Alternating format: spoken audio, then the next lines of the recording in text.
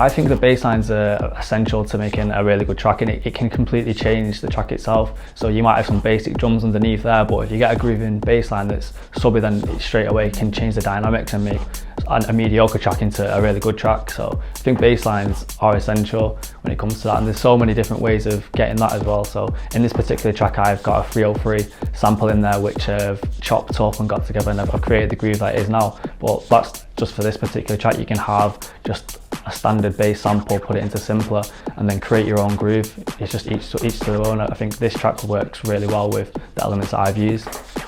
So I think that having a good bass line, something that's solid and groovy, is essential. Like if you look at some of the Patchy Toppings records, for example, when he first started releasing Hot Creations, like they was the driving part of his tracks. I mean, the tracks were amazing, like hands down, but like everybody knows the bass line to forget. You can't forget it. So once I was happy with the overall drum sound, it's really groovy and a lot of skipping there.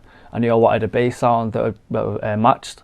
In this case, I used the TB03, which is a remake of the original 303, so it's a really groovy synthesizer. So I recorded in a preset pattern originally, and I just changed the certain lengths of the notes. This is the original recording. As you can see, I recorded it quite a while and changed the variations. This is what it sounds like on its own. Okay, so this is the original recording.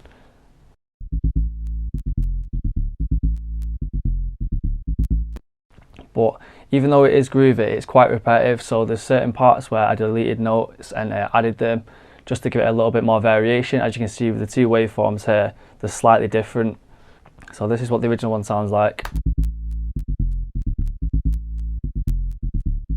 And then once I started to delete and chop notes up and resampled it to change the positions, this is what I ended up with.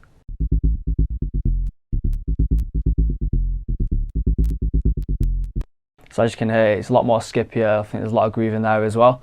And once I played that underneath with the drums,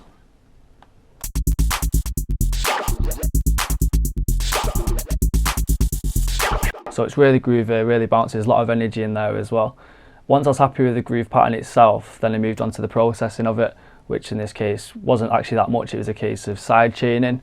So it was underneath the kick. I'd taken away most of the mid end, so it's really subby, and I also used the decapitator just to add a little bit more distortion underneath it, but only a touch.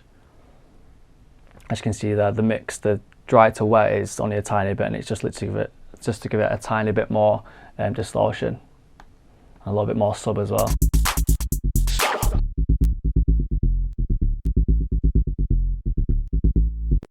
Literally just a tiny bit of more sub energy.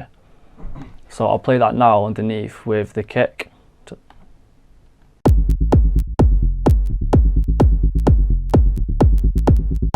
And now with the drums.